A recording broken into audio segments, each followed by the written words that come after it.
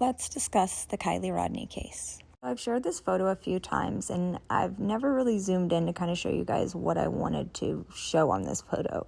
As you can see here, we have the Alameda County Sheriff's Office, and they're literally on the edges of, obviously the perimeter of the lake. Now, had this been done around the entire perimeter of Prosser Reservoir, Kiely would have been located a lot sooner. But the thing is that we don't quite know, obviously we don't have dive logs or anything like that, what areas were exactly searched to this extent. But then again, some were told only to go certain areas when they were, sent out to locate Kiely and her vehicle. Now, there's been a lot said in pressers that maybe we don't all pick up on. So I wanted to jump into some of these pressers that some things really stood out to me that I wanted to share with you guys. And remember, I keep saying, go back to the beginning. In the beginning, so much more information was released than you could really take in. And to this day, there's still a lot of information that hasn't really been touched on. So let's get into the first presser I want to discuss. Okay. Good afternoon. My name is Angela Musalam. I'm the Public Information Officer for the Placer County Sheriff's Office. I'd first like to begin by thanking the Rodni-Neiman family for being here. Thank you. As you all know, we continue to have local, regional, state, and federal agencies assisting us in the search for Kiely Rodni. This is day 6 of the search, and to date, we have dedicated over 9,000 hours and over 900 tips have been received related to the search for Kiely.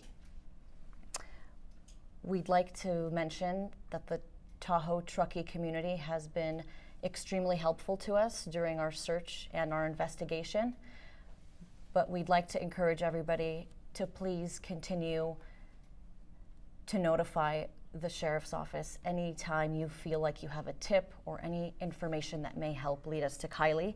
It's recently come to our attention, and we have received several reports of adults trying to discourage people and possibly teens from coming forward with information that could help us locate Kiely.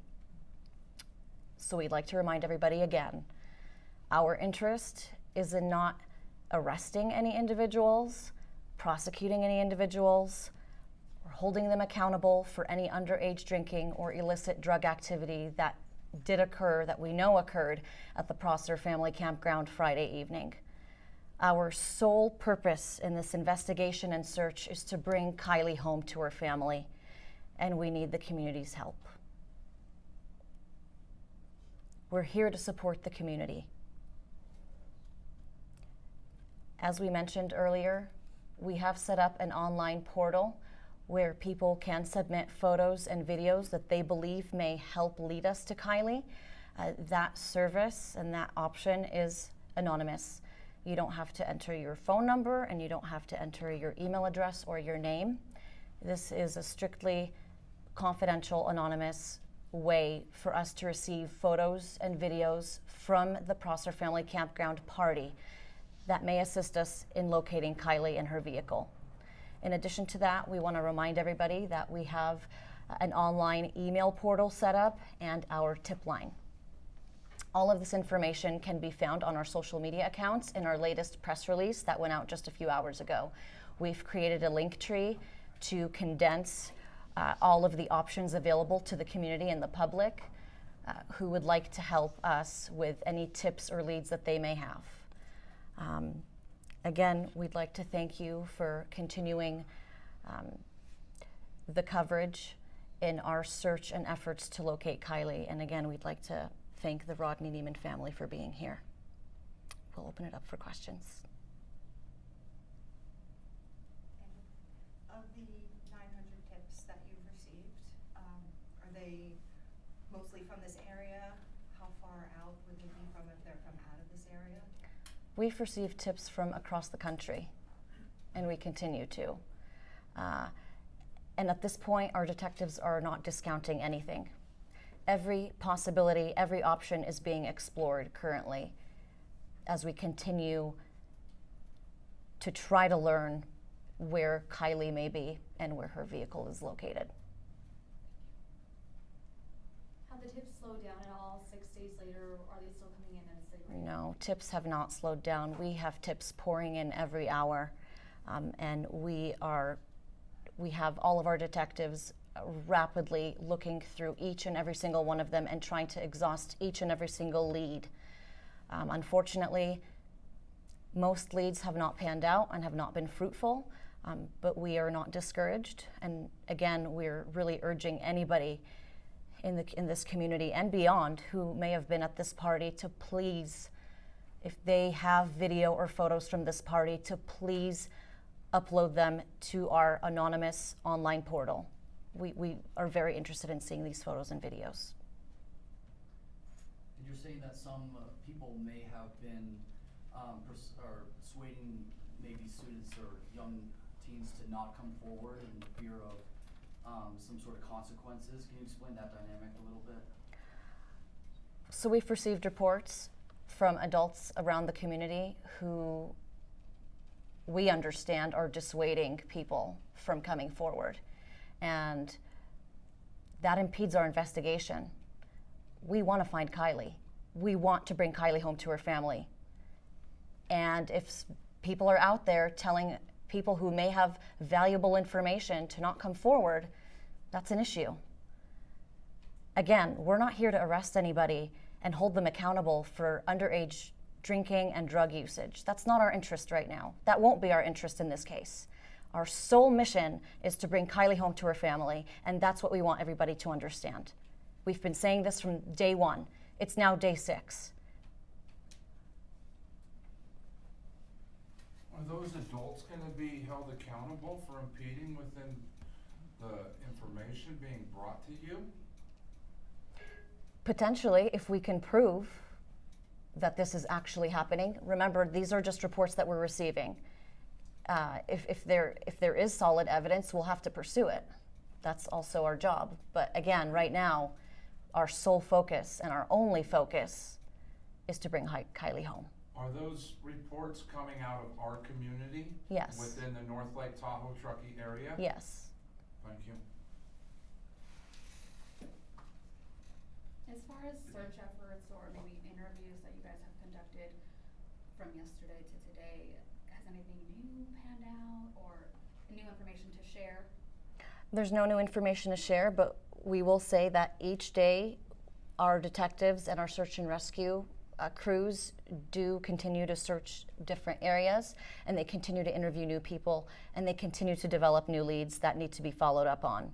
And one thing that I think I'd like to clarify is that our detectives cannot debunk or not confirm any type of lead within minutes. Right? So I can't debunk a lead and say, oh, this is false information in 5-10 minutes. Some of these leads take days to thoroughly investigate, and that's what we're doing. That's what we've been doing from the first day of the search, thoroughly searching and thoroughly investigating. So this is a very complex process, and again, we're looking for the community's help to help lead us to Kiely. Yesterday, I think one of the officials, they described this situation as looking for a needle in a haystack, but we don't know where the haystack is. Right. Is that still the case? That is still the case. We wish it weren't. Are there any more questions? There's the report of the couple that went missing on their way home from Hot August Nights in Reno. The search effort to find them, will that be taking resources away from this search effort? I'm going to let Lieutenant Perry from the Nevada County Sheriff's Office answer that. Hi, I'm Lieutenant Perry. I'm the Investigations Lieutenant for Nevada County Sheriff's Office. We did have to pull one detective today for that investigation, as well as some of our investigative efforts down the hill to look into that, and we're currently working hand in hand with the Yuba City Police Department on that investigation.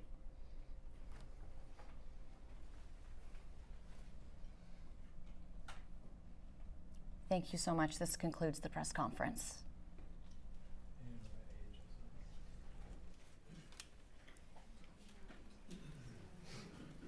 All right, so let's get right into this. The few takeaways that I got from it that stood out to me immensely. So was it a community against law enforcement?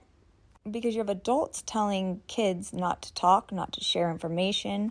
Basically, you were never there. So if something is an accident, why would you never be there? Why would you never share any information from that party? Then we have the moment where she specifically says, locate Kiely in her vehicle. How did you know Kiely would be in her vehicle? That was literally worst case scenario. And worst case scenario right in front of you. So that leads me to my next question. The penal code that was received on the letter regarding the CHP report, is that not being released because you're investigating someone now for telling the kids not to talk? I mean, there's too many variables here. And I understand you can't disclose everything in a case because only law enforcement and the person involved would know that. And if you leak that information, then that kind of blows your case. But things just don't add up here. And all of these reports are coming from people in the Tahoe truckie community that adults are telling children not to say this. So nobody found that concerning in law enforcement. And then we finally admit that drugs were there. So we have an admittance by the law enforcement that there were illicit drugs there. And in my opinion, I don't think they meant illicit being marijuana and hitting a bong. Let's get into some articles. So here we have Sam Brown saying basically Kiely's cell phone ping was around 12:30 on August 6th. We have another part where it basically says that Kiely planned to spend the night at the campground as she was too intoxicated to drive herself home. Then let's jump into this one where, they're adamant that someone knows. They brought out the cadaver dogs at this point. So the cadaver dogs are out there for the search effort. And then we have this one where they say they're in possession of a trove of clips from businesses, surveillance cameras, and Ring home security devices. And back to the someone knows, someone saw her, and they're not coming forward. Again, we have where law enforcement is not getting the assistance they need from the community of Truckee. I mean, that's just my opinion. That's just what it looks like to me. They're mentioning the dogs again, the helicopter search and rescue divers, and helicopter sweeps. Again, I don't even know. I mean, think about it. 50 FBI agents. We had Homeland Security, all for a missing 16-year-old girl. What would have created such panic? Because by all accounts, she was drunk at calling people at 12:36, saying goodnight, saying get home safe. Nobody heard from her. She was too intoxicated to drive herself home, so she should just drive herself home alone, right? But here we have them including the National Center for Missing and Exploited Children. I mean, you have to put all these things into account. We were told it wasn't an abduction, but we were also told that she could have been trafficked by sketchy older guys. I mean, here we're told she was driving away from the end of school event at Prosser, right? And there was a bunch of creepy older guys, and everybody just left around then. But where's this recorded sighting of her at 12:40 a.m.? Was that recorded sighting her driving away? What was that? Because, the teens are coming out with a lot of information in these teen-to-teen talk. You have family friends that are close to the family basically saying that you've been told that Kiely was with one or more older boys. People were leaving the party because they got uncomfortable about these older guys. And then you said just shut down the borders, like basically shut it all down. But what was said to spin this narrative, and then suddenly it's not an abduction anymore, and it's not trafficking, and it's not this, and it's not that, and it's just a missing child. But you've already stated in a presser that you're looking for Kiely in her vehicle. So let's get into this next presser. Each of these are linked in the description, so if you want to watch them in their entirety, this next one I did clip because I didn't want to share the entire thing. There was only points that I wanted to touch on with this, so let's get into it. Good afternoon. I'm Angela Musalam, Public Information Officer with the Placer County Sheriff's Office. I'm joined by our local, state, and federal agencies today as we continue Search Day 7 for Kiely Rodni.